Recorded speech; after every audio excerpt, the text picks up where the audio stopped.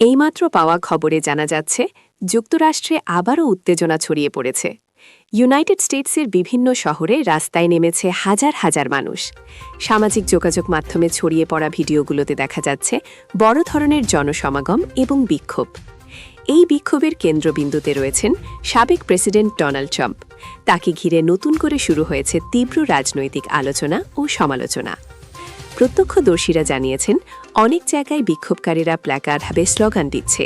কেউ ট্রাম্পের সমর্থনে রাস্তায় নেমেছে, আবার কেউ তার বিরোধিতায় প্রতিবাদ জানাচ্ছে। বিশ্লেষকদের মতে সাম্প্রতিক রাজনৈতিক পরিস্থিতি, আইনি জটিলতা এবং নির্বাচনী উত্তেজনাকে কেন্দ্র করেই এই বিক্ষোভ ছড়িয়ে পড়েছে। এদিকে আইনশৃঙ্খলা বাহিনী পরিস্থিতি নিয়ন্ত্রণে রাখতে বিভিন্ন এলাকায় মোতায়েন রয়েছে। এখন পর্যন্ত বড় ধরনের সহিংসতার খবর পাওয়া যায়নি, তবে উত্তেজনা এখনও অব্যাহত রয়েছে। সামাজিক মাধ্যমে ভাইরাল হওয়া ভিডিওগুলো দ্রুত ছড়িয়ে পড়ছে, তবে সেগুলোর অনেকগুলো সত্যতা এখনও পুরোপুরি নিশ্চিত নয়। বিশেষজ্ঞরা বলছেন এই পরিস্থিতি শুধু যুক্তরাষ্ট্রেই সীমাবদ্ধ থাকবে না, বরং বিশ্ব রাজনীতিতেও এর প্রভাব পড়তে পারে। সব মিলিয়ে বলা যায় ইউনাইটেড স্টেটস এখন এক গুরুত্বপূর্ণ ও সংবেদনশীল সময় পার করছে। পরিস্থিতির ওপর আমরা নজর রাখছি।